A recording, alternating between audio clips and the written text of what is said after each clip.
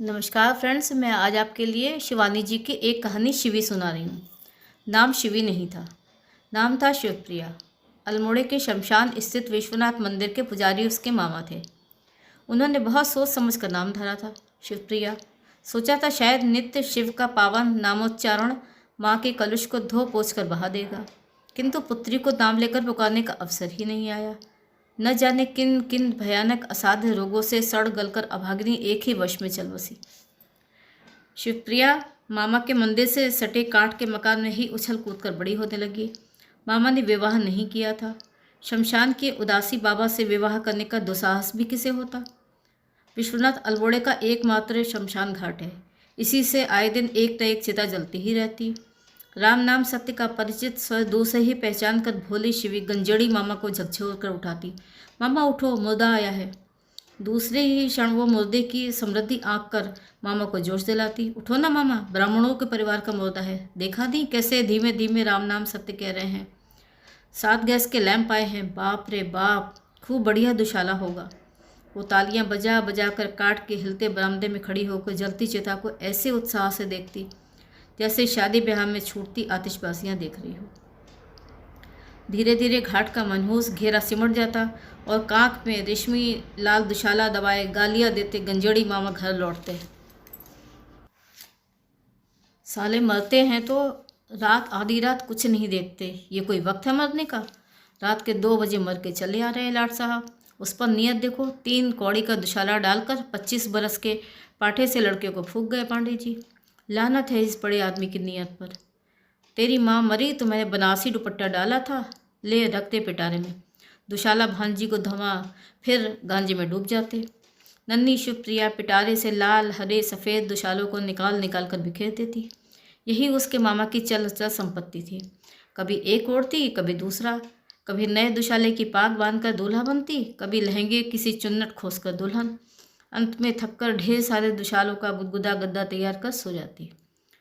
जीवित और मृत के रहस्य भेद ने उसकी भोली बुद्धि को नहीं डसा था। इसी से परलोक के भय ने उसे त्रस्त नहीं किया। मामा के चौके में चूल्हा जले या न जले, उसके प्रांगण में यदि चिता नहीं जलती तो वो उदास हो जाती कि आज उसे नए दुशाले का दुपट्टा ओढ़ने को नहीं मिला। धीरे धीरे मामा को एक दिन लगा कि भांजी का अब शमशान घाट पर रहना ठीक नहीं है। उनकी एक मौसेरी बहन नैनीताल में थी। शिवप्रिया को वहीं भेज दिया गया। मौसी का पेशा ऐसा था कि वो उस अप्रत्याशित उपहार से गदगद हो गई, किंतु गोरी लंबी बेंत सी छड़ी सी शिवप्रिया को देखकर उसे भविष्य की कोई आशा नहीं पड़ी। लड़की बेहद दुबली पतली थी। आए दिन एक न एक बीमारी उसे घेरे ही रहती। कभी खसरा होता, कभी चेचक। कुछ नहीं हुआ तो उसकी गोरी नाक ही निरंतर बहा करती। कोई भी कपड़ा उसके बदन पर नहीं फपता। मौसी देखने में अत्यंत साधारण थी, किंतु उनके पास अपनी बेंत सी लचीली देह की कामधेनु थी। उसके संगीत नृत्य की चर्चा कुमायूं में दिगंत व्यापी थी। जब उसने शिवप्रिया में सौंदर्य का अभाव देखा तो उनका कलेजा, उनका दिमाग संभाल लिया, और जब 10 वर्ष के निरंतर सुचारू संचालन ने शिवी के दिमाग को घिस मांझ कर परिष्कृत किया तो चेहरे पर स्वयं ही एक अनोखा जादू आ गया। अचानक शिवी साधारण मानवी के स्तर से बहुत ऊंची उठ गई। संध्या के आगमन के साथ अगर धूप की सुगंध से हवा बोझिल हो उठती और शिवी अपने तख्त पर गाँव तकिया लगाकर बैठी सिगरेट फूंकती। देखते देखते देहली दरबार सज जाता। इस दरबार में रहते खद्दर की टोपी पर ही घर पर ही खोलकर रखाने वाले एकाध नेतागण, बोट हाउस के समृद्ध बांके और सुर्ख गाल और साहबी दूधिया रंग के सुदर्शन शाह, जिनकी सीजन के टूरिस्ट गणों को निर्मम डाकुओं की भांति लूट खसोट कर जोड़ी गई संपत्ति की थैली शिवी के स्फटिक और चरण युगल पर रीति होकर धन्य हो जाती। पर जैसे देव मूर्ति के चेहरे पर भक्त द्वारा अर्पित धन देखकर भी किसी भी प्रकार की हंसी की रेखा नहीं उभरती, शिवी भी भक्तों द्वारा अर्पित पत्र पुष्प निर्विकार भाव से ग्रहण कर प्रस्तुत प्रतिमा सी ही बैठी रहती। रामजी अस्पताल के विराट साय से घिरा एक छोटा लाल छत का मकान है। इस विचित्र शिखराकुल मकान के इर्द गिर्द कई नाशपाती और खुबानी के पेड़ों का एक ऐसा घना जाल सा बिछा है कि नज़दीक आने पर ही मकान दिख पाता। इसी मकान में शिवी रहने लगी थी। मौसी से उसकी खटपट हो गई थी। आधे भाग में एक ईसाई परिवार रहता था। उन्होंने मामूली किराए पर ही शिवी को 2 कोठरियाँ उठा दी थी। बरामदा साजे का था। एक और ईसाई परिवार की मुर्गियाँ दिन भर फड़फड़ाती रहती, दूसरी ओर एक टूटे हाथ की कुर्सी पर बैठी शिवप्रिया अपने कटाक्षों से कांटे से सड़क पर चलती निरीह मछलियां पकड़ती। नाशपाती और खुबानी की टहनियों के बीच उसकी बड़ी बड़ी आंखें भी और सरस हो उठती और राहगीर न चाहने पर भी आंख उठाकर देखने को बाध्य हो जाते। फिर एक बात और भी थी, वो सड़क नैनीताल की सबसे मुखरा सड़क थी।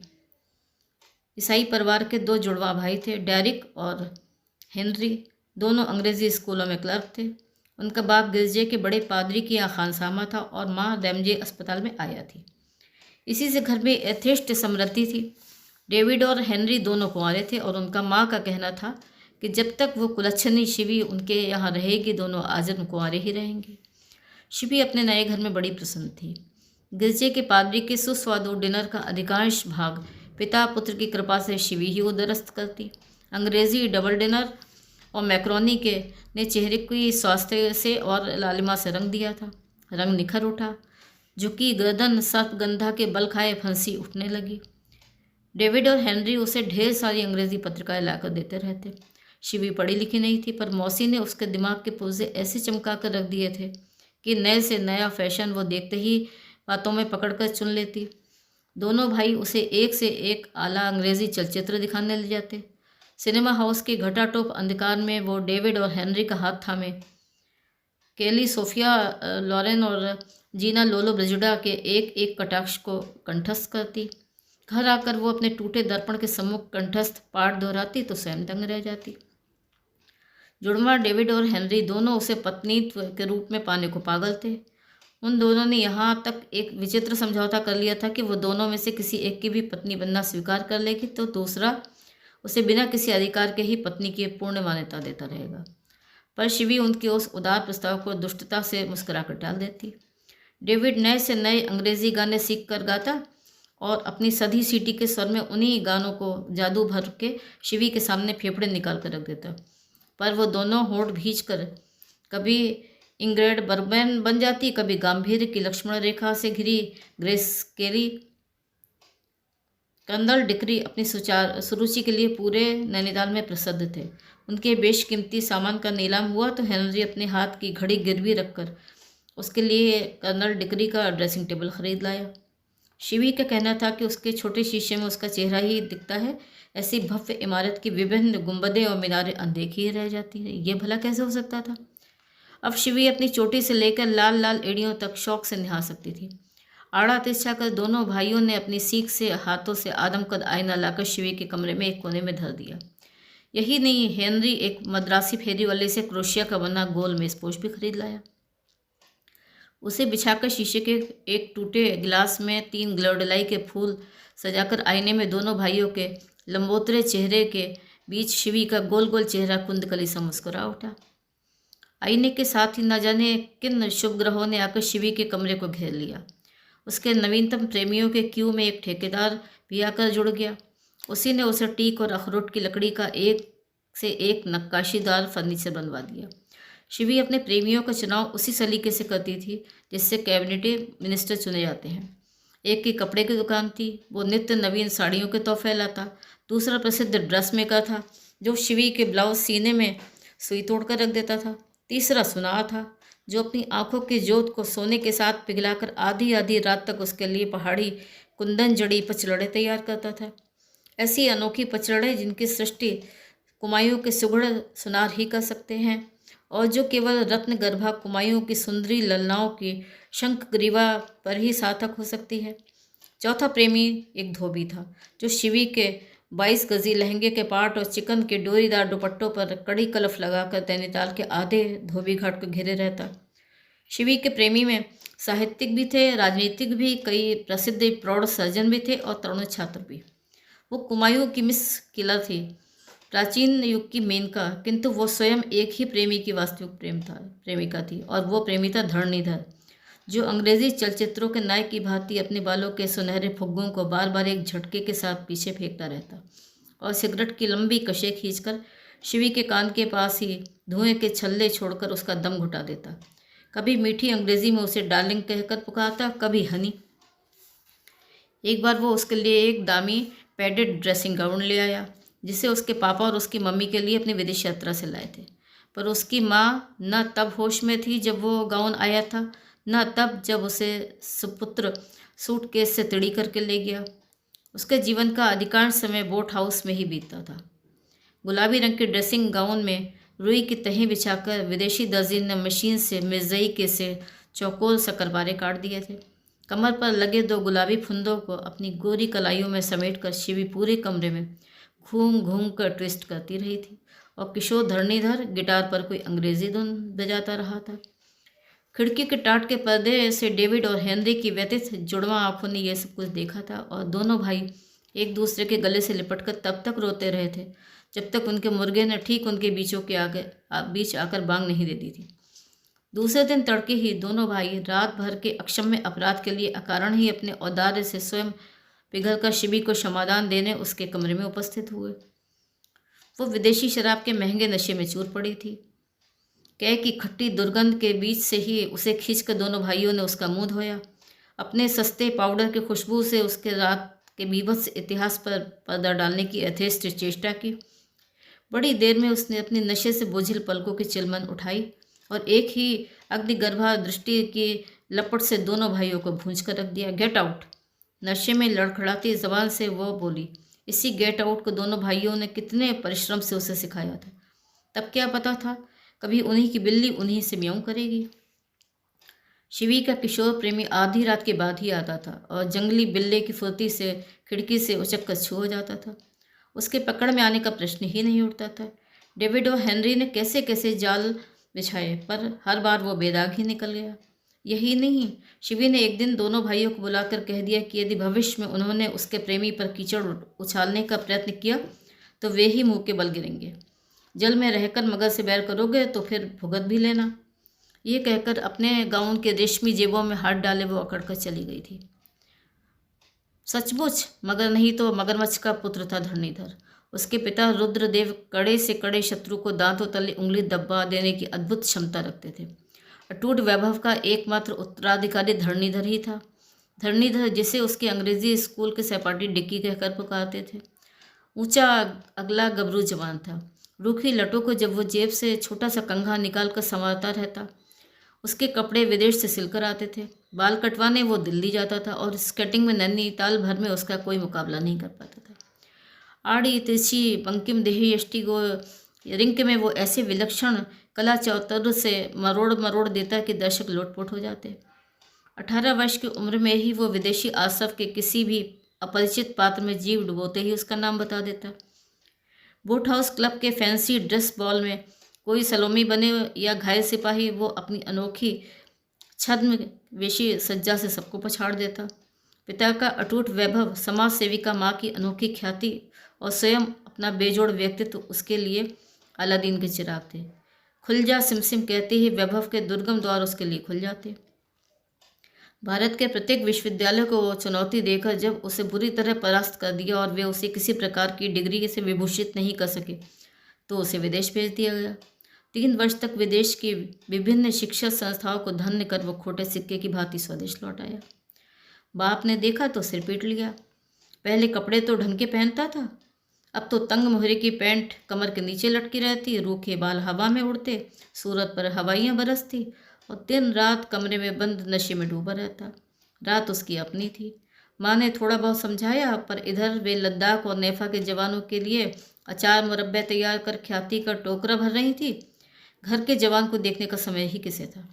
बार बार उन्हें यही लग रहा था कि जितना समय उसे समझाने में व्यर्थ गया उतने में 20 सेर का मुरब्बा बन जाता। पिता ने हाथ पैर जोड़े, अपने सफ़ेद बाल दिखाए, कुल की मर्यादा की ओर ध्यान खींचा। पुरखों ने जिस संयम से शिखा सूत्र की आन को निभाया था उसका स्मरण दिलाया। पर छूटा तीर जैसे कमान पर नहीं लौटता, हाथ से गया बेटा भी आसानी से नहीं लौटता। एक ही सांस में उन्होंने उसे अंग्रेजी की वे सब गालियाँ दे डाली जो उन्हें याद थी। पर अंग्रेजी में गालियाँ देकर उनका मन नहीं भरा तो फिर हिंदी में एक से एक करदे गालियाँ देने लगे। थोड़ी देर में उन्होंने सिर उठाकर देखा तो देखा वे अकेले ही गालियाँ दिए जा रहे थे। उनका सुपुत्र चला गया था। उन्हें वे दिन भी याद आने लगे जब नन्हा धरणीधर उनकी एक डांट से सहमकर आंखों में आंसू भरकर उनके पास खड़ा होकर कहता था, अब कभी नहीं मारूंगा पापा। पर जिन आंखों का पानी ही मर गया था उनमें अब पानी आता ही कहाँ से। बड़ी देर तक रुद्रदेव घुटनों में सिर डाले ससकते रहे। लड़का शराब ही पीता तो उन्हें दुख नहीं था, पर कल उनके अंतरंग मित्र गौरी शाह शिवी की बातें सुना गए तो वो कटकर रह गए। हो सकता था शाहजी बातें बना गए हों। ब्राह्मणों की दुर्गति देखकर कुमायूं के शाह कब प्रसन्न नहीं होते, पर नहीं, ऐसी बातें हवा में उड़कर नहीं आती। शिवी को उन्होंने कई बार देखा था और देखकर उनका रसिक चित्त कई कलाबाजियाँ भी खा गया था। पर उसकी छत पर उन्होंने एक दिन राह चलते अपनी पत्नी का गुलाबी गाउन सूखता पहचान लिया था। 3 दिन तक वे क्लब भी नहीं गए और उदासी का मातम मनाते रहे थे। पत्नी को पति पुत्र की कोई विशेष चिंता नहीं थी। उन्हें महिला समाज के किसी जलसे में मद्रास जाना था, उसी में तैयारी में लगी रहीं। उधर शिवी की रासलीला पूरे रंग में थी। डिकी आधी रात से बहुत पहले ही जम जाता था। शिवी के धोबी, सुनार और बजाज प्रेमियों के दल ने विद्रोह का झंडा गाड़ दिया था। उनका कहना था कि वे उसके डिक्की की बखिया उधेड़ कर रख देंगे। शिवी पर उनका भी उतना ही अधिकार है जितना डिक्की का। शिवी बन ठन का मॉल रोड पर निकलती तो सीटियां बजने लगती। आसपास से धोबी, चमार, मोची बड़ी आत्मीयता से आकर उसके कंधे पे हाथ रख देते। धीरे धीरे उसने बाहर निकलना भी छोड़ दिया। डेविड और हेनरी से स्वयं ही पीछे छूट गया। डेविड को टीबी हो गई थी। हेनरी भुवल्ली सैनिटोरियम में उसके तीमारदारी करता था। बूढ़ा खानसामा उसे देखकर बीच बीच में सीटी बजा देता था, पर एक दिन उसकी बीवी ने देख लिया तो ऐसा तमाचा जड़ा कि बूढ़े के बचे खुचे 3 दांतों से जीभ को सदा के लिए मुक्ति मिल गई। शिवी डिक्की को सचमुच ही प्यार करती थी, पर भोली किशोरी यह नहीं जानती थी कि अपने पेशे में वह पुरुष को खरीद नहीं सकती, उसे स्वयं बिकना होता है। डिक्की के पिता रुद्रदेव बड़े क्रूर और छक्के पंजे के व्यक्ति थे। वो समझ गए कि पुत्र के पैर में गड़े उस कोकरू कांटे को एक ही झटके में निकाल कर फेंकना होगा। अब प्रश्न था कि शिकार को झटके से मारे या हलाल से। हल्द्वानी में उन्होंने 2 गुंडे पाल रखे थे, महबूब और महमूद। एक इशारा करते ही वे शिवी को कालीपार नेपाल की सरहद पर छोड़ाए। फिर उन्होंने पुत्र को संभाला। अपने साथ भी उसे जावा, सुमात्रा और गोवा, अंडमान की ओर उड़ाते ले गए। अपने व्यापार का चुग्गा दिखाया। अपने वैभव की उधरदी में उसे कई डुबकियां लेने को बाध्य किया। उन्होंने कहीं पढ़ा था कि पेंगुइन पक्षी अपने बच्चे को बड़ी निर्ममता से चट्टान से ढकेल कर उसे उड़ना सिखाता है। ऐसे ही उन्होंने भी अपने पुत्र को गोवा की एक करारी चट्टान से नीचे ढकेल दिया। सचमुच ही लड़का एक ही धक्के में उड़ना सीख गया। बाप बेटे तस्कर विद्या में एक दूसरे को पछाड़ने लगे। लाखों के सोना और घड़ियां, फ्रिज और विदेशी शराब उसे भाग्य की नौका मिलाकर दोनों भारत लौटे। एक प्रसिद्ध उद्योगपति की कन्या से पुत्र का विवाह हुआ तो रुद्रदेव ने 1 लाख रुपया सुरक्षा कोष में दान दे डाला। लोगों में कानाफूसियाँ चल पड़ी, इतना रुपया आया कहाँ से? पर पुण्य यज्ञ की पावन आहुति में आलोचना के लिए स्थान नहीं रहता। उधर सुनार को 14 कैरेट ने अधमरा कर दिया था। दर्जी सीजन में छोले मटर बेचने लगा था। अब किसके ब्लाउज सिलूं? मेरी आंखों में तो एक ही नाप का नक्शा खिंचाए भाई, वो अपने मित्रों से कहता।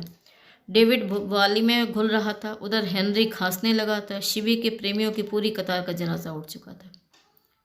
विदेश से रुद्रदेव लौटे तो पुष्पहारों से गर्दन टूटी जा रही थी। कितने सहभोज हुए, कितने उद्घाटन। अल्मोड़े के कुष्ठाश्रम का नया महिला वार्ड बना था। लोगों का बड़ा आग्रह था कि रुद्रदेव जी अपने करों से कुष्ठाश्रम के नए विंग का उद्घाटन करें। हंसते मुस्कुराते रुद्रदेव जी वहाँ पहुँचे तो कोढ़ियों ने अपने विकृत हाथों से तालियां बजा बजा कर उनका स्वागत किया। सचमुच कैसे महान थे रुद्रदेव जी। अपंग घिनौने रोगियों के बीच खड़े होने में उनके चेहरे पर घृणा की एक भी शिकन नहीं उभरी। अचानक वे महिला वार्ड के एक नए रंग रंगे द्वार पर थमक कर खड़े हो गए। द्वार के आर पार नया रेशमी रिबन टंगा था और एक चांदी की तश्तरी में नई कैंची लिए खड़ी थी शिवी। वो यहाँ कैसे आ गई? इसे तो वो नेपाल भेज चुके थे। नेपाल से ही क्या वो ये रोग लाई होगी? उन्होंने तश्तरी से कैंची उठाई तो पूरा शरीर सिहर उठा। तश्तरी शिवी की अंगुलियों के ठूठ में ही सदी थी। जैसे भी हो, पहचानना नहीं होगा। पर ससुरी कहीं कुछ कह ना दे। उन्होंने रिबन काटा और आगे बढ़ गए। पर जिस वस्तु को मनुष्य देखना नहीं चाहता वही उसे बांध लेती है। प्रकृति का ये कैसा विचित्र नियम है। शिवी ने कुछ नहीं कहा, केवल देखती ही रही। उसका चेहरा पहले से एकदम बदल गया था। चमड़ा मोटा पड़कर कटहल के छिलके से ही खुरदरा हो गया था। रेशमी पश्चिम झड़ने से आंखें फटी फटी लग रही थी। न जाने कहाँ से शिवी की अंगुलियों के ठूठ को पकड़कर एक देवकन्या सी बालिका आकर खड़ी हो गई। उसकी नीलाव आंखों से रुद्रदेव के पाँव में एकदम बेड़ियां डालती। कहीं भी संशय के लिए कोई स्थान नहीं रहा। उनके खानदान की नीली आँख पिछले 4 पुश्तों से अपनी मर्यादा निभा रही थी। रुद्रदेव आगे बढ़े, फिर रुके, फिर बढ़े और मुड़ ही गए। अपनी जेब से बटुआ निकाला, उसमें 100 का नोट था और 1 रुपये का। कभी एक नोट पकड़ा, कभी दूसरा। फिर नीली आंखों पर दृष्टि पड़ी और 100 का नोट शिवी की नन्ही बेटी को थमाकर वे लंबी डगे भरते निकल गए। कोढ़ियों की भीड़ में प्रशंसा की अस्फुट स्वर लहरी गूंज उठी। शिवी की नन्ही बच्ची पूरे कुष्ठाश्रम का खिलौना थी। नोट थामकर रुद्रदेव अपनी फिएट कार में बैठ गए। डॉक्टर, नर्स और अधिकारी वर्ग से विदा लेकर कार चल पड़ी तो उन्होंने शांति की सांस ली। कुष्ठाश्रम के अयार बांझ और वृक्ष के पेड़ों की पंक्ति को चीरती कार गेट से बाहर निकली तो कार की गुदगुदी सीट पर रुद्रदेव ने लेटकर आंखें मूंद ली। आंखें मूंदते ही उन्हें अपना क्षणिक औदार्य खल उठा। माना कि 1 रुपये का नोट थमाया होता तो मार्ग भर उनकी आत्मा उन्हें धिक्कारती रहती, पर 100 का नोट, पूरा नोट। उन्होंने मन ही मन संकल्प किया कि अब दौरे में चलने से पहले 10-5 के नोट भी अवश्य रख लिया करेंगे। आज ही बटुए में 10-5 के कुछ नोट पड़े होते तो क्या 100 का पूरा नोट एक साथ ऐसे ही निकल जाता। धन्यवाद। तो ये थी आज की कहानी शिवी। कहानी सुनने के लिए बहुत बहुत धन्यवाद।